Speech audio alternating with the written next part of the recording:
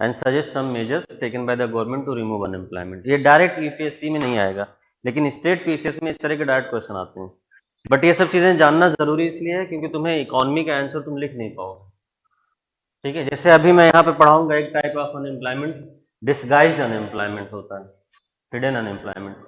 तो अब एग्रीकल्चर की प्रॉब्लम पूछेगा यूपीएससी में, तो वहां पे तुम लिखोगे कि एक प्रॉब्लम ये भी है कि डिस्गाइज्ड अनएम्प्लॉयमेंट है। तो डायरेक्ट क्वेश्चन नहीं मिलेगा यूपीएससी में कि टाइप ऑफ अनएम्प्लॉयमेंट बताओ, बट यहाँ से जो चीजें समझोगे वो तुम आंसर में यूज करोगे, और स्टेट पीसीएस में डायरेक्टली पूछ सकते हैं।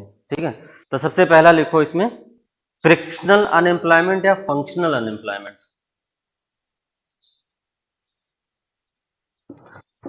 फ्रिक्शनल अनएम्प्लॉयमेंट या फंक्शनल अनएम्प्लॉयमेंट।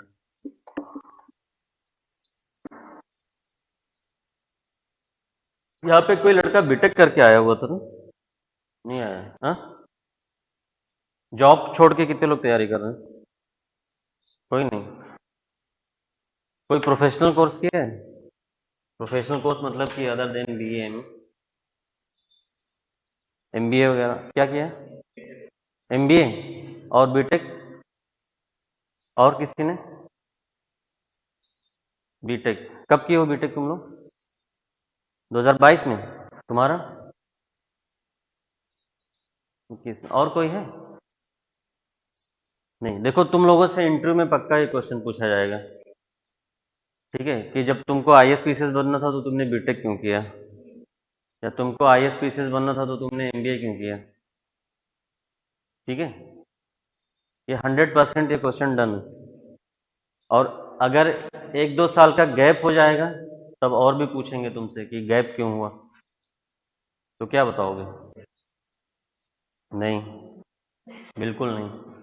वो तुमसे बोलेंगे भी कि तुम बेरोजगार हो क्या, इतने दिन से तुम अनएम्प्लॉयड थे, you are the burden on the country. हाँ, पूछते हैं ऐसे तुमको प्रेशराइज करने के लिए।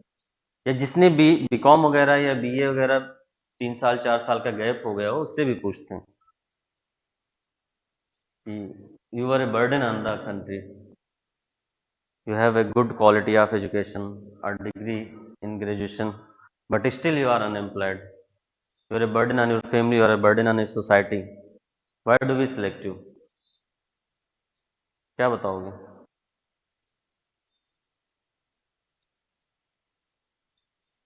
सिर्फ प्रीलिम्स वाले भूत से बाहर निकलो, ठीक है, मेंस और इंटरव्यू की तैयारी करते रहो, प्रीलिम्स अपने आप निकल जाएगा।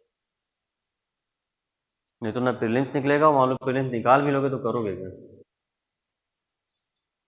हाँ, बहुत सारे लोग निकालते हैं, जाओगे मेंस देने ना तो वहाँ 5-5 साल 6-6 साल, पीसीएस में तो 10-10 साल से लोग दे रहे होते हैं। मतलब इतना टाइम नहीं लगाना चाहिए, 4-5 साल तो खैर लग जाता है क्योंकि 2 साल सिलेबस फिनिश होने में लग जाएगा तुम्हारा, आइडियली देखा जाए तो। ठीक है, उसके बाद 1 साल तैयारी में लग जाता है, तो 3 साल का टाइम तो ऐसे भी लगता है। अब 1-2 अटेम्प्ट में मान लो नहीं हुआ तो आइडियली मतलब 4-5 साल तो मैक्सिमम मान सकते, ज़्यादा का टाइम नहीं देना चाहिए। तो वहां पे तुम्हारा ये काम आएगा, फ्रिक्शनल अनएम्प्लॉयमेंट या फंक्शनल अनएम्प्लॉयमेंट। फ्रिक्शनल अनएम्प्लॉयमेंट या functional unemployment is unemployment between the two jobs. ठीक है, अनएम्प्लॉयमेंट बिटवीन टू जॉब्स। ठीक है, जैसे मैं जब प्रिपरेशन स्टार्ट किया था तो I have done engineering in computer science, ठीक है, and I was working in MNC, but I was not able to do justice with job and preparation, so finally I have to left my job. ठीक है, time नहीं मिल पा रहा था, तो वो जो जॉब मैंने लेफ्ट किया, फिर यूपीएससी की प्रिपरेशन किया, फिर किसी और जॉब में मैं गया नहीं, तो ये जो ड्यूरेशन है, ठीक है, उस बीच में जो मैं अनएम्प्लॉयड था, ठीक है, that that is frictional employment. जैसे कुछ लोग होते हैं ना, एक कंपनी से दूसरे कंपनी में स्विच करते हैं तो बीच में अनएम्प्लॉयड रह जाते हैं, या हाई प्रोडक्टिविटी जॉब, लो प्रोडक्टिविटी जॉब से हाई प्रोडक्टिविटी जॉब में स्विच करते हैं तो वो अनएम्प्लॉयड रह जाते हैं। तो ये जो दो जॉब के बीच में अनएम्प्लॉयमेंट है, दैट इज फ्रिक्शनल अनएम्प्लॉयमेंट या फंक्शनल अनएम्प्लॉयमेंट। लिख लो इसको, अनएम्प्लॉयमेंट बिटवीन टू जॉब्स। ठीक है, क्लियर? अब ये बताओ कि तुम लोग इसको जस्टिफाई कैसे करोगे? तुमसे पूछेंगे कि अच्छा ठीक है, फ्रिक्शनल अनएम्प्लॉयमेंट ही सही, बट तुम तो थे अनएम्प्लॉयड, तो क्या बताओगे? इज इट गुड फॉर और बैड फॉर ए कंट्री? हाँ, is this unemployment, frictional unemployment, is good और bad for the country? Think. Bad? हाँ, both. How? Who is saying both? How?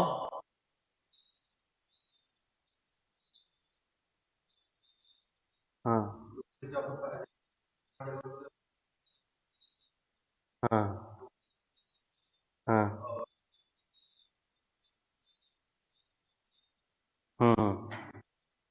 And how bad?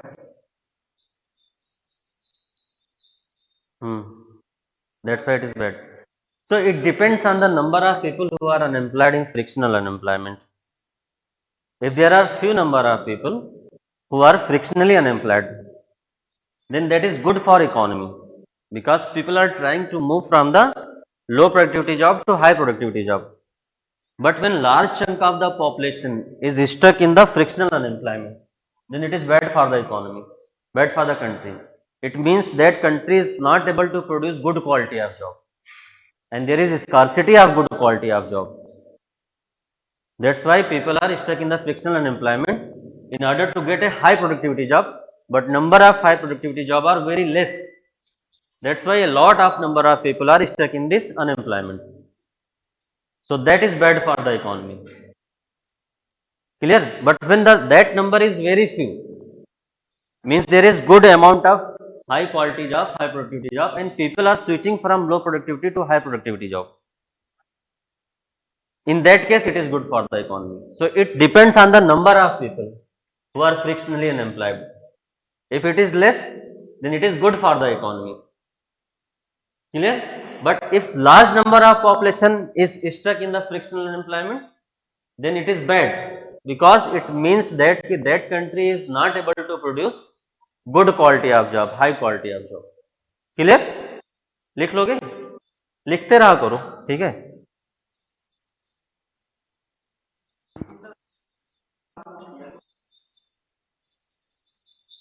क्या हुआ sir? हाँ, 12th के बाद मैं नहीं बोल रहा हूँ, अगर तुमने कोई जॉब किया है तो। अब जैसे वो लोग जॉब ही नहीं किए हैं तो वो लोग तो फ्रिक्शनल अनएम्प्लॉयमेंट में है ही नहीं, ठीक है? But you can say that कि sir I was doing freelancing job, ठीक है? कुछ तो करते रहना चाहिए लाइफ में, ठीक है? You need to develop some kind of skill to be relevant in this era of industrial revolution 4.0.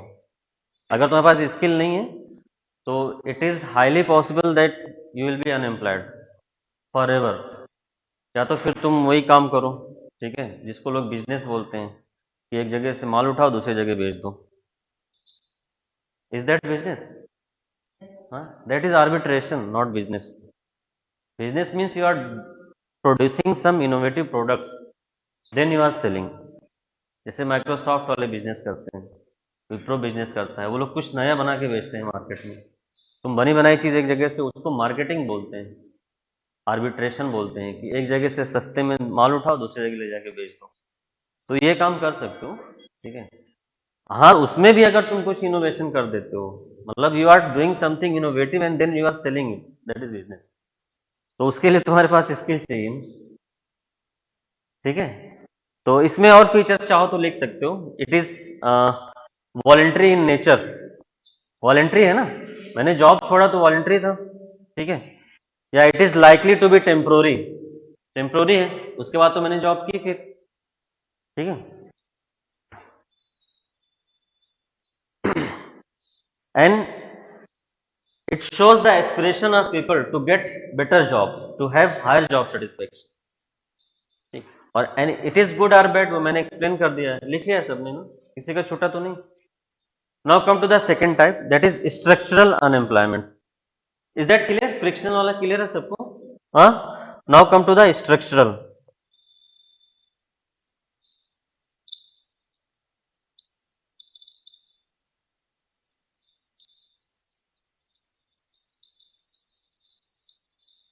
Structural unemployment.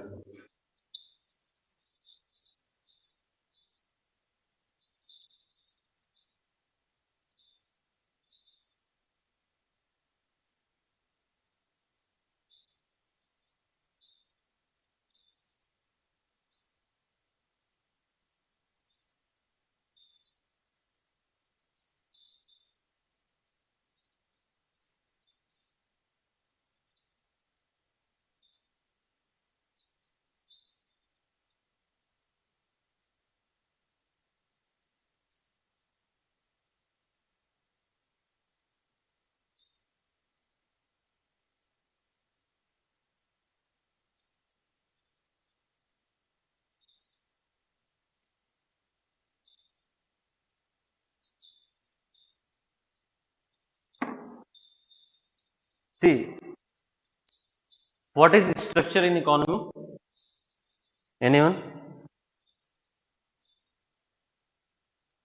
तुम लोग ने सुना होगा ना अक्सर कि structural reforms are needed for the revival of economy. तो वो स्ट्रक्चर क्या होता है? न्यूज़पेपर वगैरह नहीं पढ़ते हो? बिल्कुल ना, नहीं पढ़ते हो यार। कितने लोग पढ़ते हो? Honestly raise your hand. Hmm. अरे ऊपर तो करो। ऐसे मतलब क्या है कि पढ़ते हैं नहीं पढ़ते हैं, लाइक दिस ना, मतलब स्कूल थोड़ी है यार। अच्छा, आज की क्या इंपॉर्टेंट न्यूज़ है? आज वाला पढ़े हो, आज या कल वाला? हाँ, शाम को पढ़ते हो? कल शाम को पढ़े हो? कल शाम को इकोनॉमी में क्या इंपॉर्टेंट था? कल शाम या परसों शाम शाम को? नहीं, चलो ठीक है, कोई बात नहीं, हम बता देते हैं, तुम लोग सीखने ही आए हो। बट पढ़ोगे ना तो तुम्हारे लिए ज़्यादा अच्छा होगा। देखो, स्ट्रक्चर मतलब ये होता है ना कि इकोनॉमी में किस तरह का प्रोडक्शन हो रहा है, किस बेसिस पे। मतलब उसमें प्राइमरी लेवल का प्रोडक्शन है, raw material, agriculture, extraction of minerals, इस टाइप का हो रहा है, ठीक है। या उसमें सेकेंडरी लेवल का है, मैन्युफैक्चरिंग है, ठीक है। या उसमें टर्सरी लेवल का है, सर्विस सेक्टर। तो स्ट्रक्चरल अनएम्प्लॉयमेंट का मतलब होता है कि whenever there will be change in the structure of economy, तो few people will left to be unemployed, ठीक है। जैसे जब इंडिया में कंप्यूटर नहीं आया था, बिफोर एलपीजी रिफॉर्म, ठीक है, तो लोग फाइल मैनुअल काम करते थे। फिर कंप्यूटर आया तो अब सबको कंप्यूटर नहीं आता था ना, तो जिनको कंप्यूटर नहीं आता था वो अनएम्प्लॉयड हो गए। जिन्होंने स्किल या कंप्यूटर सीखा उनको तो जॉब लग गई। इवन नई जॉब भी क्रिएट हुई सर्विस सेक्टर में, कंप्यूटर में, सॉफ्टवेयर में। बट जो नहीं सीख पाए, अनस्किल्ड रह गए, उनको जॉब नहीं मिली, ठीक है। तो ये स्ट्रक्चरल अनएम्प्लॉयमेंट जो होता है ये तभी होता है जब इकोनॉमी में कोई स्ट्रक्चरल चेंज हो रहा हो, जैसे एलपीजी रिफॉर्म के टाइम पे हुआ, ठीक है। जैसे अभी आगे आर्टिफिशियल इंटेलिजेंस जब आ जाएगा, ठीक है, आर्टिफिशियल, अब देखो ये सब तुम्हें किसी बुक में नहीं मिलेगा, क्योंकि ये सब करंट की चीजें तुम्हें सोच के बतानी पड़ेगी कि आर्टिफिशियल इंटेलिजेंस से, रोबोटिक्स से, इससे जो अनएम्प्लॉयमेंट क्रिएट होगा वो कौन से टाइप का होगा। चार ऑप्शन दे देंगे। अब तो तुम्हें समझ आ रहा है ना, ठीक है। बट ये तुम्हें जानना जरूरी है, तो इसको लिख लो, ठीक है। Mismatch between available and required skills due to structural change in economy. Mismatch between available and required skills due to structural change in economy, ठीक है। अब फॉर एग्जांपल तुम एलपीजी रिफॉर्म वाला लिख सकते हो कि before 1991 when there was no ICT revolution, computer revolution in India, people were employed in the people were doing their job manually, but when the computer revolution took place, people who could not get the skill, required skill, they became unemployed. That is structural unemployment, ठीक है। आगे तुम और example देखो, तुम्हें mains में भी examples लिखने पड़ेंगे। ये सब चीजें ऐसी होती है ना कि ऑलमोस्ट जो बच्चा मेंस दे रहा होता है उसको पता होता है, क्योंकि वो पढ़ के ही जाता है।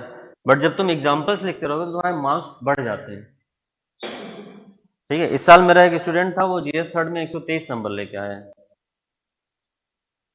मतलब वो लगभग सेकंड हाईएस्ट है उसका। एक लड़के का 135 है, तो वो यही है, क्योंकि वो जब तुम देखो पता, जब तुम मेंस देने जाओगे अगर वो लेवल हो जाएगा तो तुम्हें ये सब चीजें पता रहेंगी।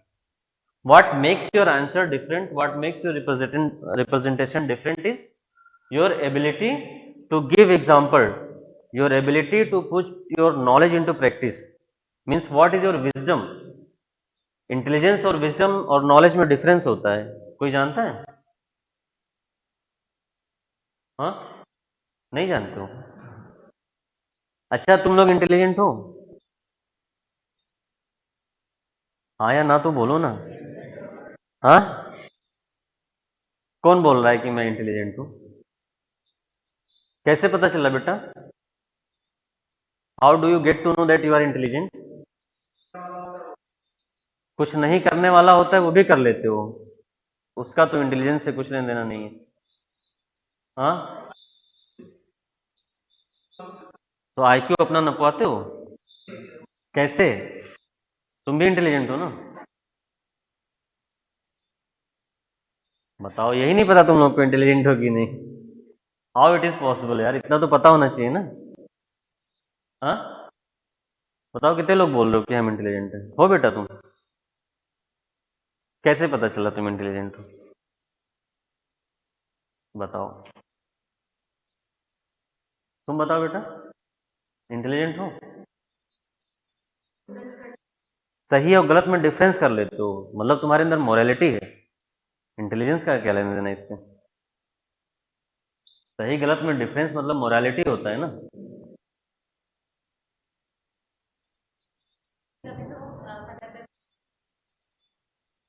हाँ, इंटेलिजेंस होगी तभी पता कर पाएगा। तो इंटेलिजेंस होती क्या है? हाँ, सोचने की थम, उसको ब्रेन स्टॉर्मिंग बोलते हैं। कुछ भी बोलो सर, गलत बता देते हैं। सर तुम लोग को सही बताना चाहते हैं बेटा, ताकि तुम लोग फंसो ना कहीं। ठीक है। किसी का तुक्का लग गया तो ठीक है, बट सर ये चाहते हैं ना कि तुम लोग सही चीजें बता ले जाओ एग्जाम में। चीजें जैसे एथिक्स वगैरह का पेपर जब होता है ना, तो वहाँ पे ऐसे टर्म्स आते हैं डिफरेंस लिखने को, कि नॉलेज और इंटेलिजेंस में डिफरेंस लिखो, कंसाइंस और इंट्यूशन में डिफरेंस लिखो, ठीक है, एथिक्स और मोरालिटी में डिफरेंस लिखो। और तुमसे इंटरव्यू में भी तो पूछ सकते हैं, do you think you are intelligent? तुम बोलोगे यस सर, बोलेंगे how do you get to know, तो क्या बताओगे? Intelligence is your ability to understand anything, ठीक है, दैट इज इंटेलिजेंस। लिख लो, ठीक है। अब आगे बता देना। अब देखो मैं समझा रहा हूं, तुम लोग समझ रहे हो, तो मतलब कि तुम लोग इंटेलिजेंट हो। अच्छा, इसमें दूसरी कंडीशन भी हो सकती है, हो सकता है कि मैं समझा ही नहीं पा रहा हूं, तो अपने ऊपर शक मत करना, चेंज योर टीचर। अगर तुम्हें उससे भी नहीं समझ में आ रहा है तो दो तीन और चेंज कर लो। अब तुम्हें बिल्कुल नहीं समझ में आ रहा है तो मतलब तुम इंटेलिजेंट नहीं हो, ठीक है। और ये भी हो सकता है जैसे अब क्लास में मान लो 50 लोग हो, अब 48 को समझ में आ रहा है, दो को नहीं समझ में आ रहा है, तो मतलब कि तुम इंटेलिजेंट नहीं हो। तो intelligence is your ability to understand anything, and what is knowledge?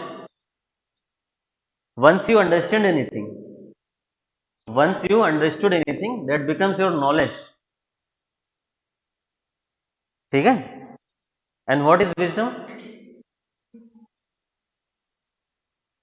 देखो तुम लोग के पास इंटेलिजेंस और नॉलेज दोनों हो जाएगी, बट व्हाट, उसको अप्लाई करना है, शाबाश, गुड, ठीक है।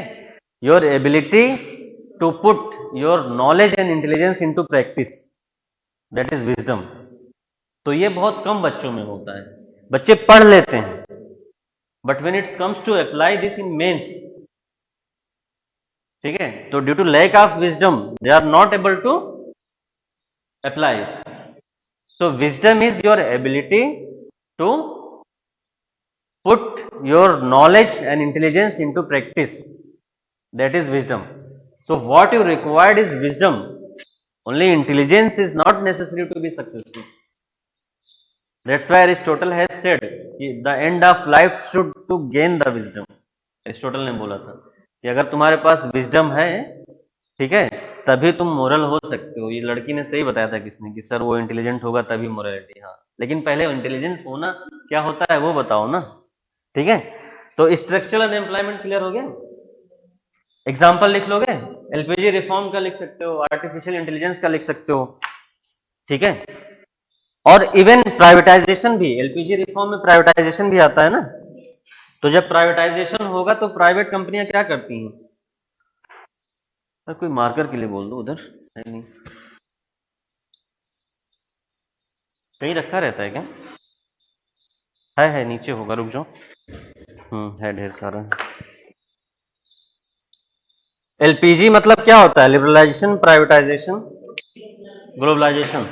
तो प्राइवेटाइजेशन भी जब होता है तब भी जॉब लॉस होती है ना। तो प्राइवेटाइजेशन में क्या होता है, जो हाईली स्किल्ड लोग होते हैं उनको प्राइवेट कंपनियां जॉब पे रख लेती हैं, जो लो स्किल्ड है उनको नहीं रखती हैं। तो ये स्किल के अवेलेबिलिटी और स्किल के रिक्वायरमेंट में जो मिसमैच है उसकी वजह से जो अनएम्प्लॉयमेंट होता है उसको हम लोग बोलते हैं स्ट्रक्चरल अनएम्प्लॉयमेंट। लिख लिया सबने? ठीक है, तो इसके रीजंस में क्या हो गया तुम्हारा? LPG reform, liberalisation, privatisation and globalisation, ये भी है, तीनों रीजन है इसमें। प्राइवेटाइजेशन में क्या होगा? प्राइवेट कंपनियां will hire only those people who are highly skilled because they are profit oriented ना। They do not have any kind of objective that we are here to provide you an employment. Public sector का काम होता है ना। Public sector में जो government होती है वो ये प्रॉमिस करके आती है कि we will provide 2 crore employment, we will provide 10 lakh employment. So they are bound to give employment to those people who are relatively less skilled. But when it's comes to privatization, ठीक है, they will only hire to those people who have required और necessary skill to do their job. Clear? So this is a structural unemployment is whenever there is change in the structure of economy. ठीक है, whether it is related to the technology, whether it is related to the skill, whether it is related to the privatization or globalization, such kind of unemployment, ठीक है, when there is mismatch between the available and required skill, it is known as structural unemployment. ठीक है, अब देखो ये frictional unemployment और structural unemployment ये generally formal sector में होता है। It is in formal sector. Formal sector means पहले बताया मैंने एक बार, किसी को याद है? नहीं याद आ रहा है, भूल जाते हो तुम लोग। हाँ बोलो।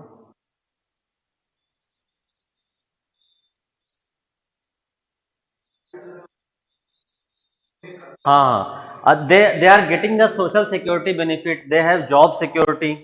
ठीक है, they are registered under the GST, those firms who are registered under the GST. तो ये जब होता है तो फॉर्मल सेक्टर होता है, तो ये सब फॉर्मल सेक्टर में होता है। नेक्स्ट है जो तुम्हारा वो साइक्लिकल अनएम्प्लॉयमेंट है। साइक्लिकल या cyclic unemployment. How many of you have done BCom और एमबीए? बीकॉम किसने किया है? कोई बीकॉम वाला ही नहीं पूरी क्लास में? मतलब इस वजह से नहीं बता रहे सर कुछ पूछ लेंगे। कोई है ना बीकॉम वाला? उस दिन तो बहुत लोग हाथ उठाए थे यार। 12th तक कॉमर्स, बस दैट्स इनफ। एमबीए किसने किया था? हाँ, बिजनेस साइकिल क्या होता है? What is business cycle?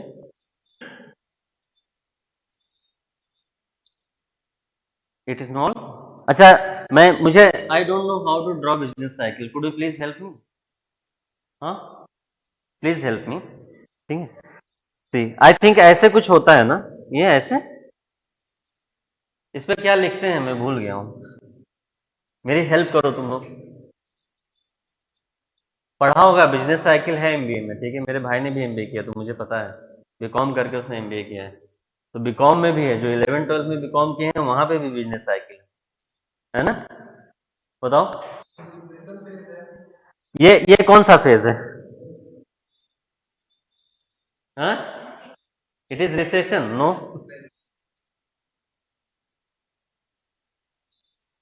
Boom तो ये है, इट इज बूम।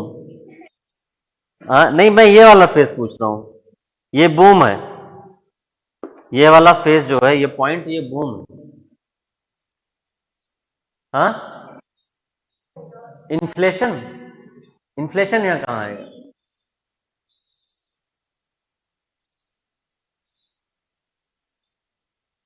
इसी को मैं बोलता हूं ऑर्नामेंटाइजेशन ऑफ डिग्री, ठीक है। That is the negative impact of globalisation. ये इंडियन सोसाइटी के पार्ट 1 में तुम लोग लिख सकते हो कि ग्लोबलाइजेशन का नेगेटिव इम्पैक्ट क्या है एजुकेशन सेक्टर में। यही है कि those people who have done their MBA, their BCom, have studied commerce in 11th 12th, they are not even able to tell what is business cycle. See how pathetic the condition of the country is, and in that situation you are demanding high quality of job. किस country में ऐसा होता है भाई?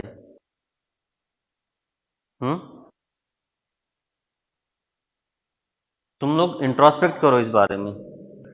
Your degree जो है ना, ये तो इंडिया के एजुकेशन सिस्टम की भी प्रॉब्लम है। There is commercialisation of the education, उसमें तुम लोग फंस जाते हो।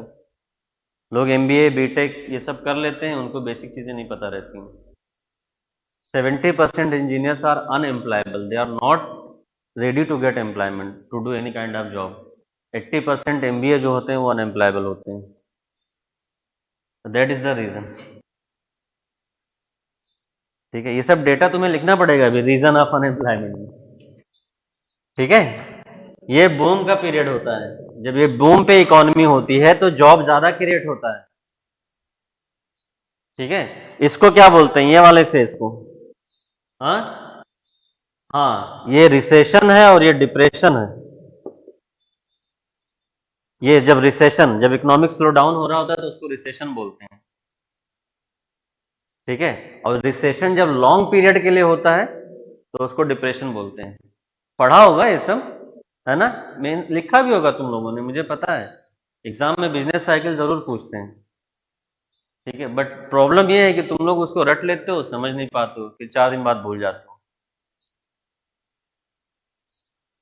और तुम जब इंटरव्यू देने जाओगे ना, तुम बताओगे कि आई have done MBA, I have done BCom, तो ये सब कॉमन क्वेश्चन है जो हर स्ट्रीम वाले बच्चे जानते हैं। तो इंटरव्यू तुमसे पूछेगा, बेटा एक्सप्लेन बिजनेस साइकिल। आगे का भी सोचो ना, तुम लोग बस सिर्फ प्रीलिम्स में लटके हो, ये बहुत बड़ी प्रॉब्लम है। तुम लोग सेलेक्ट नहीं हो पाओगे ऐसे। अपने आप को भी प्रिपेयर करो। पर्सनालिटी डेवलपमेंट, उसको इसलिए इंटरव्यू नहीं बोलते हैं, उसको पर्सनालिटी टेस्ट बोलती है UPSC। देखा होगा तुमने नोटिफिकेशन, वहां पे पर्सनालिटी टेस्ट लिखा रहता है। तो you also need to work on your personality, ठीक है। कि whenever you say sir I have done BTech, तो एटलीस्ट तुमको ये तो पता होना चाहिए ना कि इंफॉर्मेशन कम्युनिकेशन टेक्नोलॉजी किसको बोलते हैं, उसका प्रॉपर डेफिनेशन पता होना चाहिए। हार्डवेयर सॉफ्टवेयर क्या होता है ये पता होना चाहिए। इतना तो बेसिक चीज़ है ना, ये तो वैसे भी पता होना चाहिए तुमने अगर इंजीनियरिंग नहीं किया है तब भी, क्योंकि तुम ई गवर्नेंस पढ़ोगे अभी आगे चल के, मैनेजमेंट इंफॉर्मेशन सिस्टम पढ़ोगे गवर्नेंस में, तो वैसे भी तुम्हें पता होना चाहिए। इसमें BTech की कोई ज़रूरत ही नहीं है, ठीक है। तुमने BTech किससे किया है? हाँ, कहाँ कहाँ से किया है? UPTO से। तो वहाँ पे भी तो बिजनेस साइकिल है यार, मैनेजरियल इकोनॉमिक्स पढ़ते होगे ना, इंजीनियरिंग एंड मैनेजरियल इकोनॉमिक्स। हाँ हाँ, था ना सब्जेक्ट इंजीनियरिंग। अरे हमने भी तो BTech ही किया था यार, हमें तो अभी तक याद है हमने BTech कब किसी जमाने में किया था। इंजीनियरिंग एंड मैनेजरियल इकोनॉमिक्स है, वहाँ पे बिजनेस साइकिल पढ़ाया जाता है। तो देखो, जब इकोनॉमी बूम पे होगी ना तो नंबर ऑफ जॉब्स ज्यादा क्रिएट होंगे, ठीक है, क्योंकि प्रोडक्शन ज्यादा हो रहा होगा, ठीक है। बट जब इकोनॉमी रिसेशन फेज में होगी या डिप्रेशन फेज में होगी, तब नंबर ऑफ जॉब कम हो रहे होंगे क्योंकि प्रोडक्शन डिक्लाइन हो रहा होगा। हाँ, एप्रिसिएशन, ठीक है। तो जब इकोनॉमी जो है बूम, ये लिख लो यहाँ पे, साइक्लिक अनएम्प्लॉयमेंट का मतलब क्या होता है? When economy will be on the boom then there will be more number of job, but when there will be recession and depression in the economy, there will be less number of job and more unemployment। लिख लो इसको। when there will be economic slowdown, recession or depression in the economy, there will be less number of job and more unemployment, and this kind of unemployment is known as cyclic unemployment।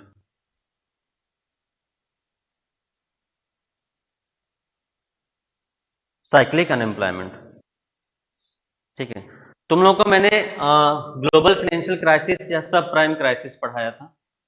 अभी मत बोलना sir नहीं बताया था, ये तो मुझे याद है। क्या होता है बेटा?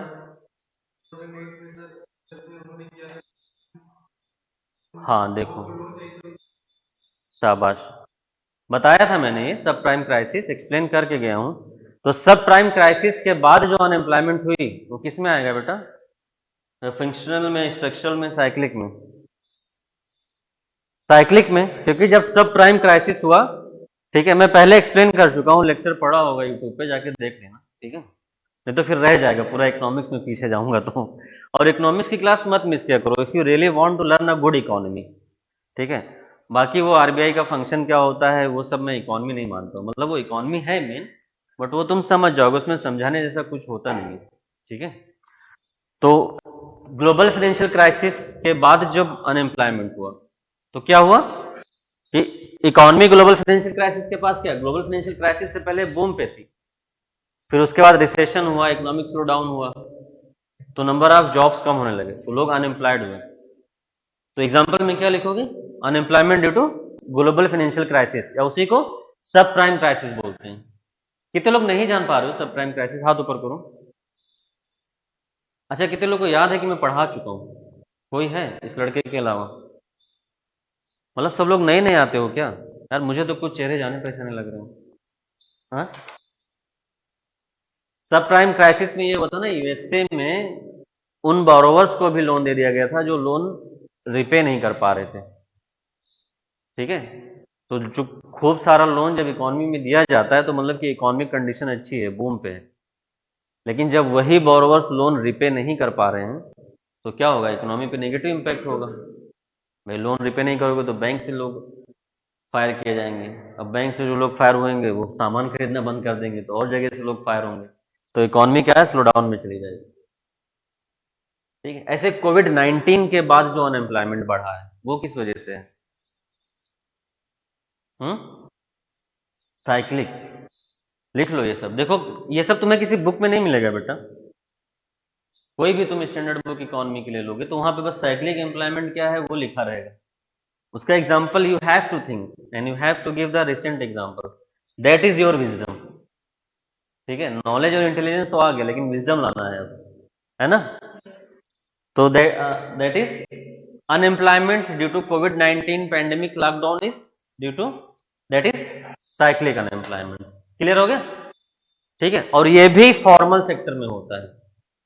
भाई तुम किसी कंपनी में रहे होगे, वहां से निकाले गए होगी ना, तो these three unemployments are in the formal sector. Clear? Now come to the seasonal unemployment, ये तुम्हारा इनफॉर्मल सेक्टर में होता है। Seasonal, seasonal unemployment that is in informal sector. क्या हो? हाँ, formal sector involves both private and government both, ठीक है। Formal sector generally means you have a kind of job security, you are getting social security benefits and your firm is registered under GST, that is the definition of formal sector, ठीक है। when there is no job security, you are not entitled to get social security benefits and your firm is not registered under GST, then that is informal unemployment. So the condition for the formal sector is, there are mainly three conditions, means there is, will be a kind of job security, मतलब जब तुम्हें fire किया जाएगा तो you will be served a notice period, ऐसे नहीं कि अच्छा कल से काम पे मत आना। Clear? And second is you are getting social security benefits like insurance, health care, ठीक है, other benefits, social security, pension, ये सब जब पा रहे हो तुम with your job, then that is formal sector. And when your firm is registered under the GST, तो वो दिखाएंगे ना कि you are formally employed with us. So these three conditions when met, that is formal sector, and it can be both public or private. Clear? Now come to the seasonal unemployment.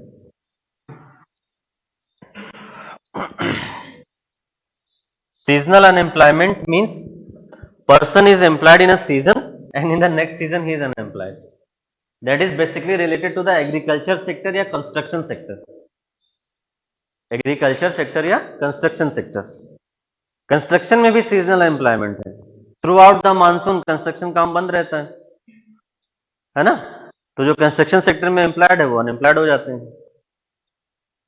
Clear? Agriculture में monsoon season में agriculture में काम करते हैं, monsoon खत्म, unemployed. इसीलिए तुमने देखा होगा कि इंडिया में माइग्रेशन बहुत ज्यादा होता है, ठीक है। और माइग्रेशन इज गुड और बैड? बोथ। तुम लोग अब थोड़ा होशियार हो रहे हो, हाँ, गुड बैड में नहीं जाते हो, डिप्लोमेटिक बन रहे हो धीरे धीरे। हाँ, कौन बताया बोथ, एक्सप्लेन करो। यहीं फंस जाते हो, डिप्लोमेसी में जस्टिफिकेशन भी आना चाहिए। हाँ बोलो बेटा। जैसे कुछ वर्कफोर्स जैसे सिटी में आता है, खासकर कि माइग्रेशन होता है रूरल से एरिया में ही होता है, तो कुछ नहीं नहीं, अर्बन तो रूरल भी होता है, ये मतलब जो मेनली होता है, मेनली जो होता है वो ऐसा ही होता है। तो वो इस सेंस में है कि यहाँ पर आते हैं तो वो जो लोग उस टाइम ऑफ सीजन में जो अनएम्प्लॉयड रहते हैं, यहाँ पर आकर पा जाते हैं, तो इस वजह से जीडीपी में कंट्रीब्यूट होने लगता है। और अगर बैठते हैं तो सिटी के उसमें कॉन्टेक्स्ट में बैठिए कि यहाँ पर ओवर क्राउडिंग हो जाती है। अच्छा, I am not from Lucknow, ठीक है, मैं किसी दूसरे डिस्ट्रिक्ट से हूँ, ठीक है। I am from Siddharth Nagar, ठीक है, बस्ती से अलग होकर एक डिस्ट्रिक्ट बना है Siddharth Nagar, but I have migrated इन लखनऊ इन 2003। क्या हुआ, तुम वहीं के हो? अच्छा ठीक है, चलो। तो मैं माइग्रेट करके लखनऊ आ गया हूँ, since 2003 I am residing in Lucknow, ठीक है। तो इज इट गुड और बैड? कैसे पता चला?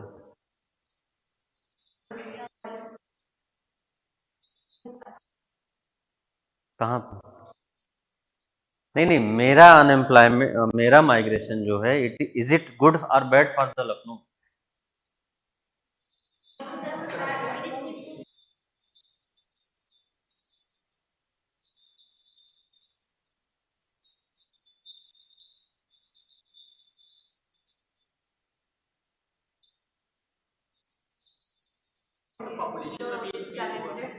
ये लड़की समझ गई, ठीक है।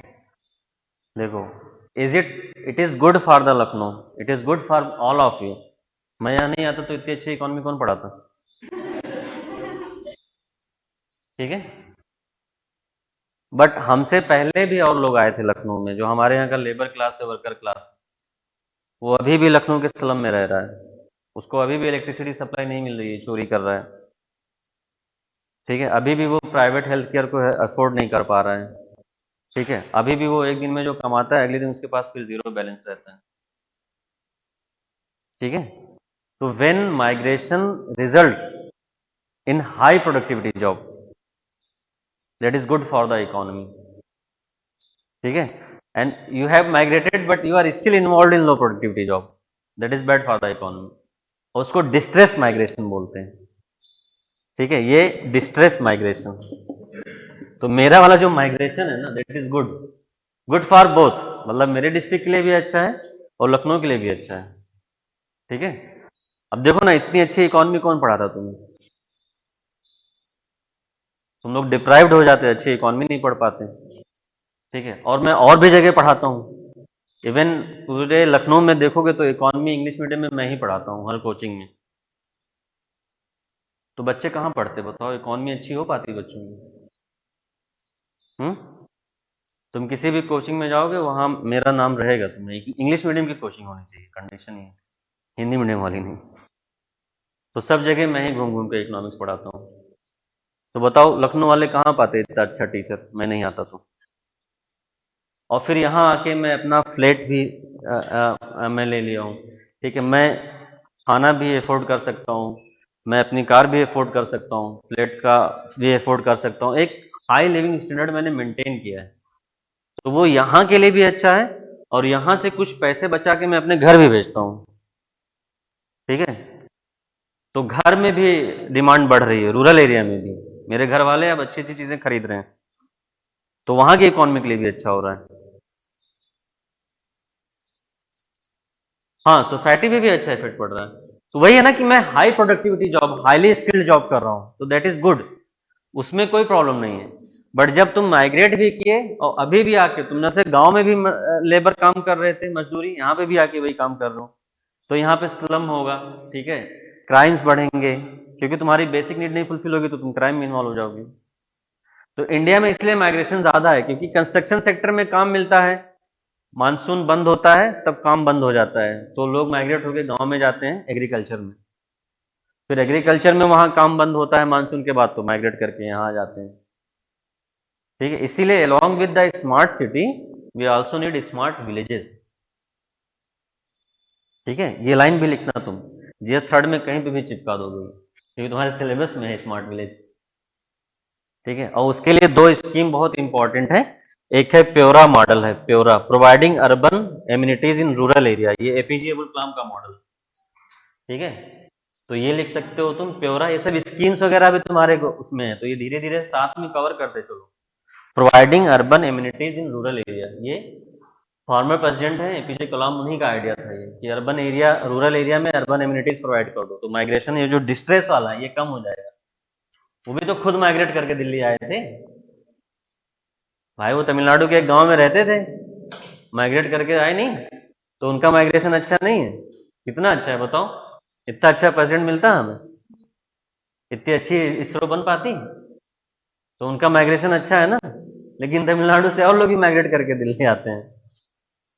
तो when migration results in high productivity job या high skilled job, that is good, but when it results in low productivity job, engagement in low productivity job, that is bad, that needed to be prevented, मतलब distress migration.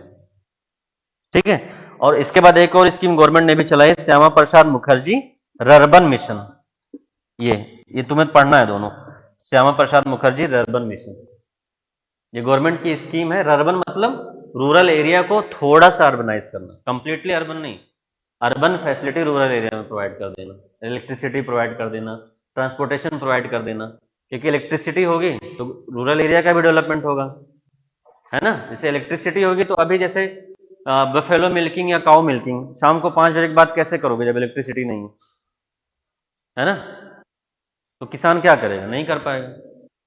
ठीक, मान लो milking कर भी लिए, अब अगले दिन तुम्हें मॉर्निंग में सेल करने जाना है, इलेक्ट्रिसिटी है ही नहीं, हो सकता है सुबह तक दूध खराब हो जाए, इलेक्ट्रिसिटी होगी, रेफ्रिजरेटर होगा तो तुम ले जाके रख दोगे, अच्छी सड़कें होंगी तो तुम ले जाके थोड़ा दूर बेचोगे अर्बन एरिया में, तो तुम्हें ज्यादा प्राइस मिलेगा, है ना।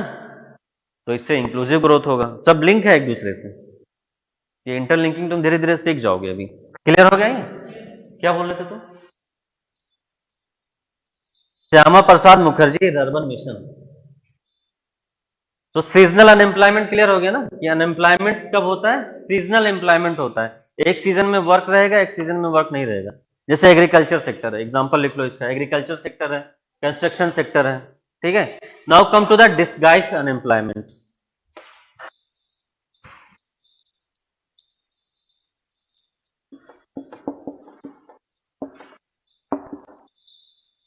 डिस्गाइज्ड अनएम्प्लॉयमेंट, डिस्गाइज्ड का मीनिंग क्या होता है एनीवन? हाँ, हिडन, इसको हिडन बोलते हैं।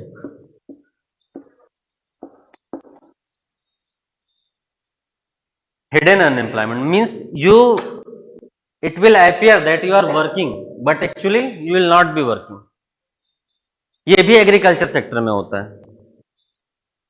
ठीक है, जैसे तुम लोग के यहाँ कोई ऐसा है जिसके घर में मतलब 2 बहुएं हो, मतलब 2 भाभियां या ऐसा कुछ कोई है एनीवन? किसी घर में है ही नहीं, बहुएं ही नहीं, 2 भाभियां हैं। ठीक है, और किसके घर में है? 2 मतलब 3 भी हो सकती हैं, मतलब 2 आर मोर देन 2, बोलो सर हमारे यहाँ 3 थी इसलिए हमने नहीं बताया। ठीक है, तो इनके यहाँ किचन में क्या है, डिस्गाइज्ड अनएम्प्लॉयमेंट है। नहीं समझ पा रहा हूँ, मतलब वो तो अनएम्प्लॉयमेंट ही नहीं है पहली बात, लेकिन मैं समझाने के लिए बता रहा हूँ, वो अनपेड वर्क है।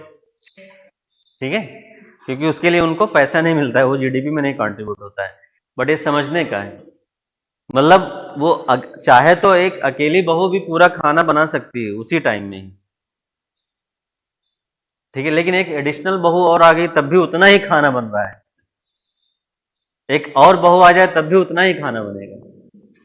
तो एडिशनल प्रोडक्टिविटी, एडिशनल या मार्जिनल, इसका मतलब ये होता है, डिस्गाइज्ड का मतलब होता है, ये यूपीएससी में पूछा था 2013-14 में कि what is disguised unemployment, option में दिया था, ये दिया ही नहीं था हिडन, ये सब दिया, marginal productivity is 0, marginal productivity is 0.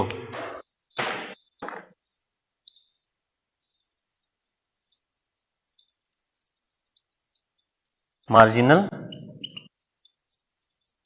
productivity is 0.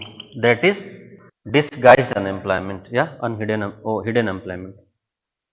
Marginal, whenever the term marginal comes in economy, it means additional. कहीं पे भी अगर इकोनॉमी में आएगा ये ध्यान रखना. तो marginal productivity is 0 means you are adding an additional person but still the productivity is not increasing. ठीक है, जैसे एक बहू खाना बना रही थी तब भी उतना बन रहा था, दो बना रही थी तब भी उतना बन रहा था. ऐसे एग्रीकल्चर सेक्टर में ये जनरली होता है इंडिया में. ये लिख लो एग्जांपल, बहू वाला मत लिखना, वो समझाने के लिए मैंने बताया, वो तो अनएम्प्लॉयमेंट ही नहीं, वो तो अनपेड वर्क है ना. तो इसमें क्या है, एग्रीकल्चर सेक्टर इसका एग्जांपल बेस्ट है.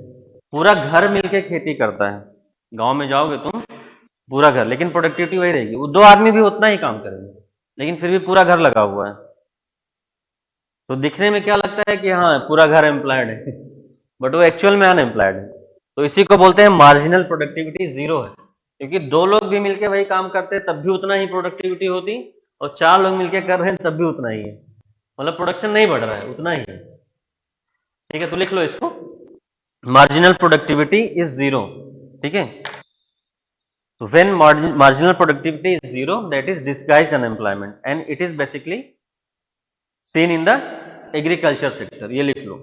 ठीक है, मतलब यहाँ पे सरप्लस वर्कर होते हैं, जितना वर्कर रिक्वायर्ड होता है उतना नहीं होते, उससे ज्यादा वर्कर काम कर रहे होते हैं. तो कहीं पे भी ऐसा होगा तो वो डिस्गाइज अनएम्प्लॉयमेंट होता है, हिडन रहता है, वो दिखता नहीं. ठीक है,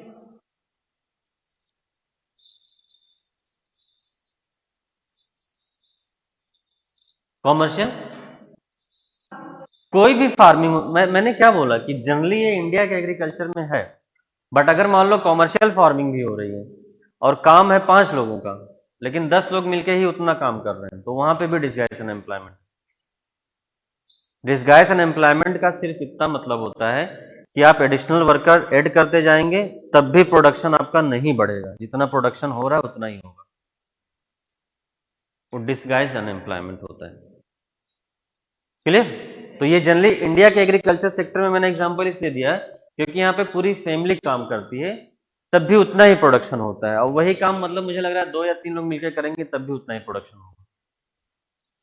तो ये और ज्यादा डेंजरस वो है, अनएम्प्लॉयमेंट है, क्योंकि इसमें तो वर्कर को फील ही नहीं हो रहा है कि वो अनएम्प्लॉयड है. लेकिन फिर अगर मान लो 6 लोग यहाँ पे काम कर रहे हैं, जरूरत 2 लोगों की है, तो 4 लोग तो अनएम्प्लॉयड ही माने जाएंगे ना. अब उन 4 को कहीं और किसी सेक्टर में लगा देते हैं तो वहां पे भी कुछ प्रोडक्शन होता, तो वहां से जीडीपी में और कंट्रीब्यूशन होता और ग्रोथ होती. ठीक है, और उस फैमिली की इनकम और ज्यादा बढ़ जाती है ना. तो ये डिस्गाइज अनएम्प्लॉयमेंट होता है, लिख लो इसको. ठीक है, एक लाइन ये भी चाहो तो लिख सकते हो, visibly working but visibly working मतलब विजिबल होगा कि दे वर्क कर रहे हैं but still theoretically unemployed.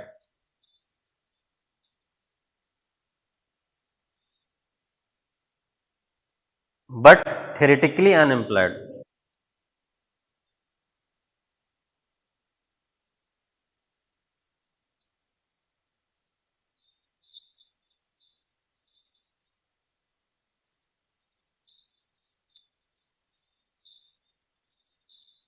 Providing urban amenities in rural area, लिख लो फुल नेम इसका, providing urban amenities in rural area.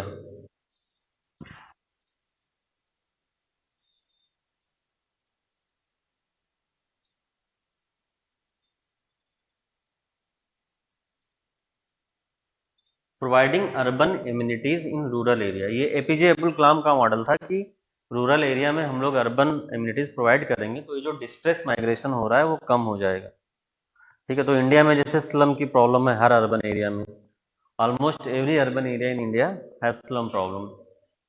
ठीक है, सेंटी टाउन्स, तो जो अनप्लान्ड अर्बनाइजेशन हो रहा है वो नहीं होगा. ठीक है, और ये अर्बनाइजेशन भी तुम्हारे सिलेबस में है GS1 के सोसाइटी में, और वो बहुत इंपॉर्टेंट है, वहां से हर साल क्वेश्चन आता है यूपीएससी में। ठीक, अब now come to the measurement of unemployment and unemployment. Measure भी तो करना होता है ना हम लोग को, कैसे मेजर करेंगे?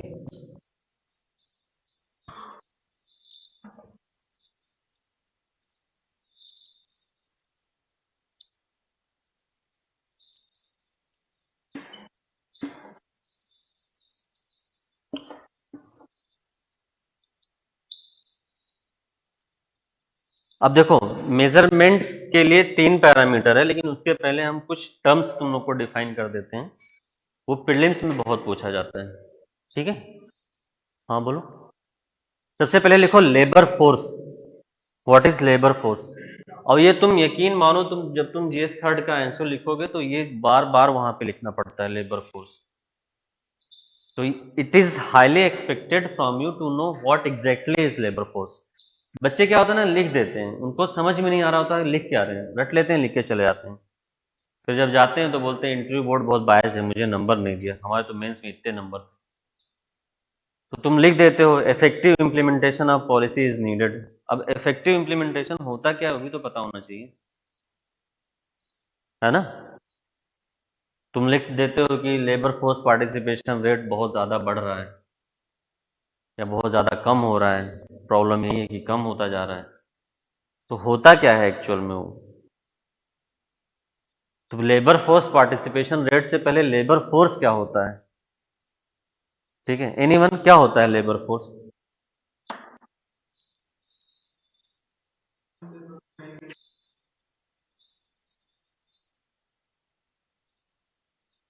हाँ, और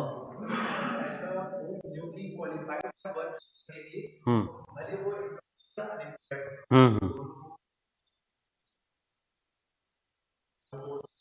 हम्म। चलो ठीक है, शाबाश, चलो लिख लो। Labour force is the part of population which is willing and able to work. Labour force is part of population which is willing and able to work. ये विलिंग एंड एबल दोनों आता है, ठीक है, ये ध्यान रखना। Willing and able to work are those who are actively seeking for the work and job. Are those who are actively seeking the work और जॉब। ठीक है, अब जैसे मान लो एक क्वेश्चन आ सकता है मेंस में, ठीक है, कि why labour force participation rate of female in India is declining, give reason and suggest some measure to increase the labour force participation rate of women in India. तो अब तुम इंट्रोडक्शन में क्या लिखोगे? या तो तुम डेटा लिख दो, ठीक है, कि कितना लेबर फोर्स पार्टिसिपेशन रेट है, या तो तुम लेबर फोर्स क्या होता है वो डिफाइन कर दो, है ना? तो ये जानना जरूरी है ना कि लेबर फोर्स क्या होता है। तो those people who are willing and able to work are those people who are actively seeking job. बात एक ही है ना, जॉब वही सीख करेगा जो एबल भी हो और विलिंग भी हो, तो उसको हम लोग लेबर फोर्स बोलते हैं। लेकिन हम लोग लेबर फोर्स पार्टिसिपेशन रेट भी लिखते हैं कि लेबर फोर्स पार्टिसिपेशन रेट क्या होता है। Labour force participation rate, labour force participation rate जो होता है, labour force upon total population, labour force upon total population into 100। अब ये परसेंटेज में निकल के आएगा, ये लिख लो, labour force upon total population into 100। ये हो गया तुम्हारा लेबर फोर्स पार्टिसिपेशन रेट। ठीक है, अब देखो एक होता है वर्कर पॉपुलेशन रेशियो, ये भी पूछता है एग्जाम में।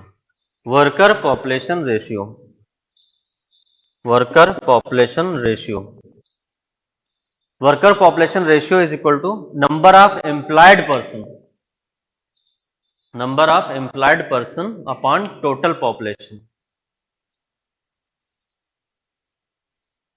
Number of employed person upon total population. ये हो गया देखो एग्जाम में ध्यान देना कि पूछा क्या है, लेबर फोर्स पार्टिसिपेशन रेट पूछ रहा है या वर्कर पार्टिसिपेशन रेट पूछ रहा है या अनएम्प्लॉयमेंट रेट पूछ रहा है, तीनों अलग होता है। ठीक है, बच्चे बहुत कंफ्यूज होते हैं इसमें। अगर लेबर फोर्स पार्टिसिपेशन रेट पूछ रहा है मतलब labour force upon total population into 100। Working population rate पूछ रहा है तो मतलब एम्प्लॉयमेंट या employed person upon total population. ठीक है, परसेंटेज में करोगे तो इंटू 100। अब एक होता है अनएम्प्लॉयमेंट रेट। ठीक है, उसमें बच्चे बहुत चार ऑप्शन देगा, तुम कंफ्यूज हो जाओगे बेटा। इसलिए आज ही जाके जो क्वेश्चन होंगे सब सॉल्व करके देख लेना, ऐसा ऑप्शन बनाएंगे। अनएम्प्लॉयमेंट रेट होता है क्या होता, अच्छा अनएम्प्लॉयमेंट रेट क्या होगा तुम लोग खुद बताओ। हाँ, अनएम्प्लॉयमेंट अपन इंटू 100 और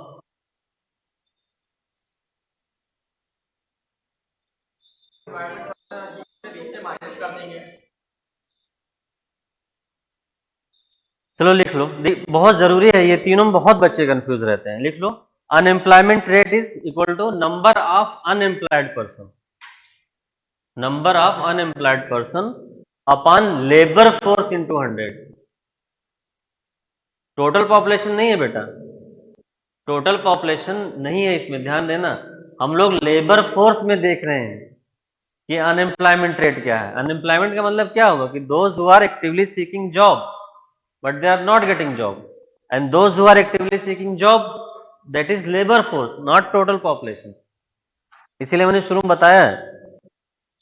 ठीक है, तो अनएम्प्लॉयमेंट रेट क्या लिखा, number of unemployed person upon labour force, याद रहेगा ना। टोटल पॉपुलेशन तो नहीं लिख के आओगे पक्का, एग्जाम में टेस्ट करवाएं सैटरडे को। ठीक है, इकोनॉमी का करवा लेते हैं हम। ठीक है, चलो इंटू 100 कर लेना। ठीक है, उसमें इंटू 100। ठीक है, अब इसको देखो, मेजर करने के तीन तरीके होते हैं। पहला है यूजुअल स्टेटस, लिख लो यूजुअल स्टेटस, यूजुअल यूजुअल, ये है यूजुअल स्टेटस। अभी मैं एक्सप्लेन कर देता हूं तीनों। यूजुअल स्टेटस, ठीक है, दूसरा है करेंट वीकली स्टेटस, ये सब एग्जाम में पूछ चुका है, करेंट वीकली स्टेटस। और तीसरा है करेंट डेली स्टेटस।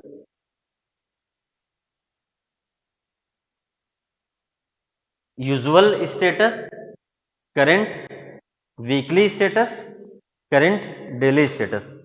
कभी कभी एग्जाम में क्या करता है, सिर्फ यही दे देता है, usual status, current weekly status, current daily status was recently in news, it is related to which sector। ठीक है, तो वहां पे दे देगा it is related to poverty, it is related to unemployment, ठीक है, it is related to health, it is related to foreign exchange. किस पर टिक करोगे, अनएम्प्लॉयमेंट। याद रहेगा एग्जाम में, अभी तो पढ़े हो तो सब याद रहता है, देखेंगे कितना याद है टेस्ट में। अब देखो समझ लो, पहले हम लोग पहले समझते हैं यूजुअल स्टेटस क्या होता है।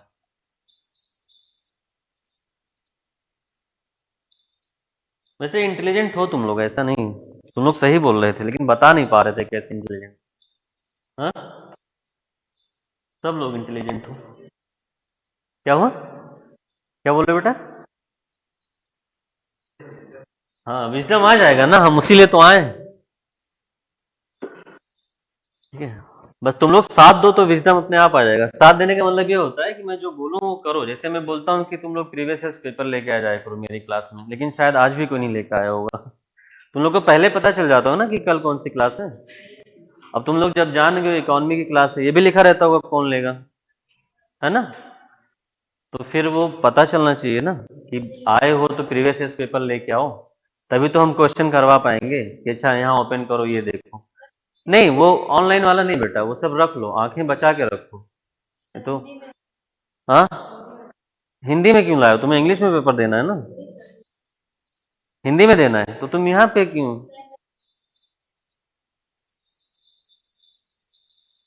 हाँ, तो ये तो है मेंस के प्रश्न। अच्छा, वहाँ कुछ बच्चों ने जाके बोल दिया है क्या कि मेंस की भी क्लास चलवाई है। हाँ, बोल रहे थे सर मुझसे।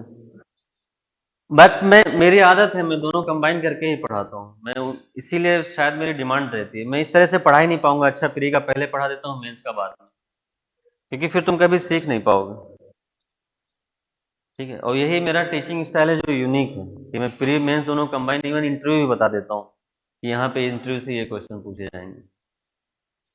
उसके लिए क्या होता है, उसके लिए आपको उन तीनों फेज से गुजरना पड़ता है, और ऐसे बहुत कम लोग होते हैं। एक्चुअली मुझे लगता है, मतलब पर्सनली, कि for teaching UPSC aspirants, those people who should have given the interview even at least once should be recruited for studying. NET JRF की मैं बहुत रिस्पेक्ट करता हूँ, दैट इज वेरी, मतलब respectable thing to do, but they are not even aware about the process कि क्या होता है, कैसे लिखना होता है, इंटरव्यू में क्या होता है। तो इट माइट बी पॉसिबल कि they have a very good academic knowledge, ये मैं डिनाई नहीं करता हूँ, इवन होता भी है, हो सकता है वो मुझसे ज़्यादा इकोनॉमी जानते हो, क्योंकि भाई उनका नेट जेआरएफ करेंगे, उसी में पीएचडी कर रहे हैं, but that is not required for us ना। What is required for us is how to qualify this exam. That's it. We are here for qualifying the exam, no? Not for doing PhD or writing the thesis. तो इतनी मोटी दत्त सुंदरम क्यों पढ़वाते हो बच्चों से? नहीं, इतनी मोटी होगी दत्त सुंदरम, वो आते हैं टीचर क्लास में बोल देते हैं जाओ दत्त सुंदरम खरीद लो, बच्चा लाके खरीद के रख देता है, वो पढ़ता ही नहीं है, पूरे 4-5 साल तैयारी करता है, पढ़ ही नहीं पाता है। ठीक है, तो वो, और सबसे अच्छा तरीका है यूपीएससी के इकोनॉमी के क्वेश्चंस को करने के लिए कि तुम कोई एक न्यूज़पेपर पढ़ते रहो।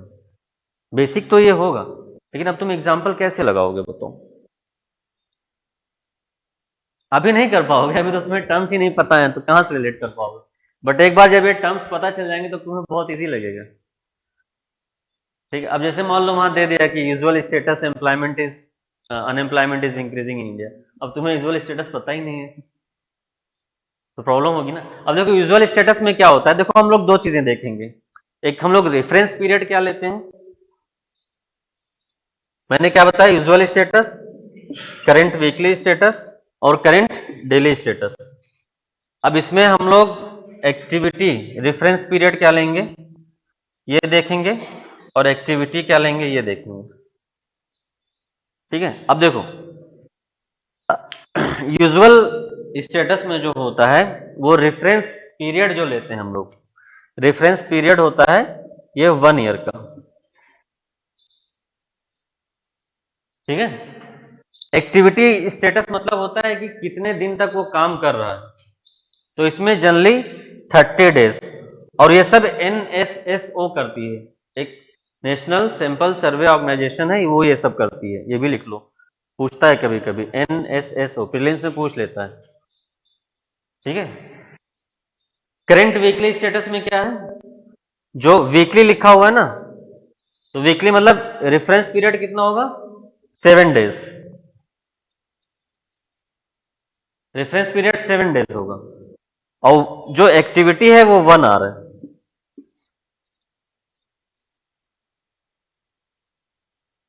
अभी करंट डेली स्टेटस हम बाद में, रेफरेंस पीरियड तो यहां पे भी क्या रहेगा, डेली लिखा हुआ है तो 1 डे।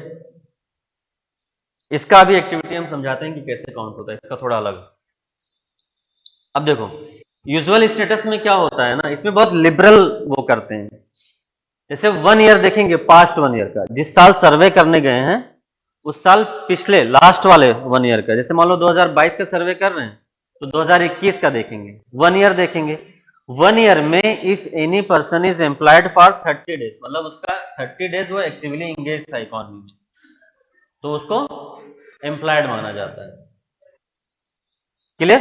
तो ये यूजुअल स्टेटस एग्जाम में आएगा, यूजुअल स्टेटस किससे रिलेटेड है?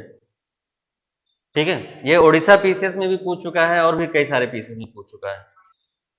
ठीक है, यूपीएससी में पूछ चुका है, अलग अलग एग्जाम में, यूपीएससी के सीएपीएफ करके, सीडीएस करके भी एग्जाम होते हैं, तो वहां पे भी ये सब चीजें पूछ चुका है। करंट वीकली में आओगे तो क्या देखेंगे, 7 डेज का पीरियड देखेंगे। 7 डेज में अगर इफ यू आर एटलीस्ट 1 और मोर देन 1 आवर के लिए एक्टिव हो, एक्टिव मतलब कि actively engage in economic activity, तो मतलब तुम एम्प्लॉयड हो। क्लियर? अब ये करंट डेली स्टेटस में क्या है ना, इसमें देखो रेफरेंस पीरियड जो होता है वो एक एक डे का देखते हैं, एक दिन में देखेंगे तुम कितने घंटे एक्टिवली इन्वॉल्व हो, लेकिन टोटल जो रेफरेंस पीरियड देखेंगे वो 7 डेज का देखेंगे। पर डे का देख के 7 डेज का कैलकुलेट करते हैं। इसे ऐसे 7 डेज बना लो तुम लोग।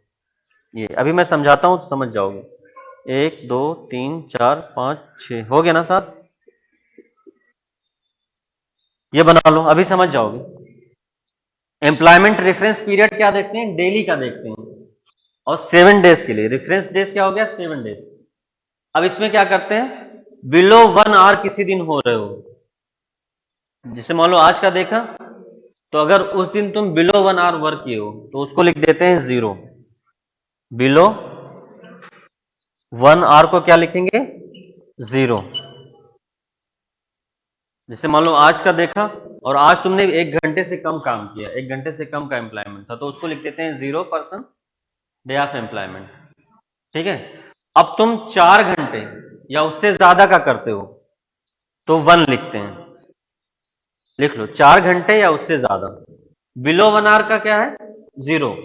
4 घंटा या उससे ज्यादा का क्या है? 1। लिखो, अभी हम समझा रहे हैं। ठीक है।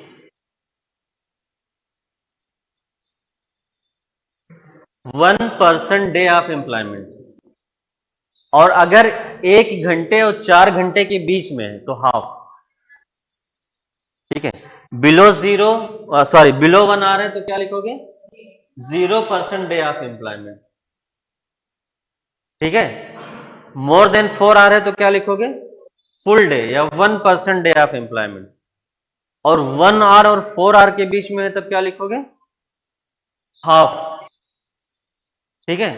अब देखो, अब तुम लोग अपना कैलकुलेट करके लोग भर लो, जिस हिसाब से भी भरना है, कि मान लो तुम लोग संडे को कितना, सैटरडे को कितना, फ्राइडे को कितना, ऐसे अपने हिसाब से भर के उसका एवरेज निकाल के बताओ मुझे। अपने हिसाब से भर लो, कुछ भी अपना अपना जोड़ लो या घर पे किसी का जोड़ लो। ठीक है, किसी का भी जोड़ लो। एक आध 0 डाल देना, एक आध हाफ डाल देना, जोड़ के कैलकुलेट करके एवरेज निकाल के बताओ। जैसे मैं ही फिल कर देता हूं, चलो। जैसे मान लो एक दिन 4 घंटे से ज्यादा किया तो कितना लिखेंगे? 1 लिखेंगे। ठीक है। और अगले दिन क्या है? 1 घंटे से कम है, 0। अगले दिन क्या है? 1 घंटे से 4 घंटे के बीच में है तो कितना लिखेंगे? हाफ। ठीक है। फिर अगले दिन 1 घंटे से 4 घंटे के बीच में, फिर अगले दिन 1 घंटे से 4 घंटे के बीच में तो कितना लिखोगे? हाफ। फिर अगले दिन 4 घंटे से ज्यादा है तो कितना लिखोगे? 1। फिर अगले दिन 1 घंटे से कम है तो 0। फिर अगले दिन 1 घंटे से कम है, 0। अब इसका एवरेज निकालो, कैलकुलेट करो। 1 वीक का हो गया ना? इसको जोड़ो और हाफ डिवाइड बाई 7 करके बताओ कितना आ रहा है। हाँ, जोड़ो पहले, टोटल कितना आ रहा है? हाँ, ये जोड़ लिया। हाफ हाफ कितना हुआ? 1। 1 ये हुआ 2, 1 ये हुआ 3, 3/7 हो गया। ठीक है। अब मतलब क्या होगा? 7 डेज में वो 3 डेज एम्प्लॉयड था और 4 डेज अनएम्प्लॉयड था। ऐसे निकालते हैं इसमें। ठीक है, समझ आया कि नहीं आया? वो लिख लियो ना, 1 घंटे से कम वाला रहेगा तो क्या लिखोगे? बिलो 1 आवर रहेगा तो क्या लिखोगे? 0। 1 आवर टू 4 आवर है तो हाफ, मोर देन 4 आवर है तो हाँ, तो ऐसे 7 डेज का लिख लोगे। फिर 7 डेज में से इसको जोड़ के माइनस कर देना, या तुम उसको रेशियो निकालना, लेकिन फिर भी तुम्हें माइनस ही करना पड़ेगा। जैसे 3/7 आया तो 7 में से 3 माइनस कर दो। ठीक है। तो कितने दिन एम्प्लॉयड हुआ वो? नहीं, 7 - 3 करोगे तब 4 डेज अनएम्प्लॉयड है ना वो, और 3 डेज एम्प्लॉयड है। तो ऐसे मेजर किया जाता है। कितने लोगों को नहीं समझ में, बताओ, मैं फिर से रिपीट कर देता हूं।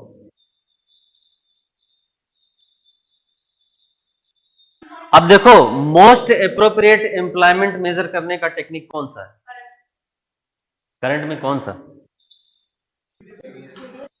है ना? ऐसे भी पूछता है कि ये तीनों दे देगा, पूछेगा इसमें से मोस्ट अप्रोप्रिएट कौन सा है, और पूछेगा कि इसमें से क्रोनिक अनएम्प्लॉयमेंट किससे पता चलता है। क्रोनिक मतलब क्या होता है? लॉन्ग टाइम, यूजुअल, यही सब आता है क्वेश्चन, और क्या। तो इससे क्रोनिक अनएम्प्लॉयमेंट पता चलता है ना। और मोस्ट अप्रोप्रिएट मेथड क्या है? ये इंसीडियस, ऐसे आएगा क्वेश्चन। लेकिन होता क्या है ये भी तो पता होना चाहिए ना।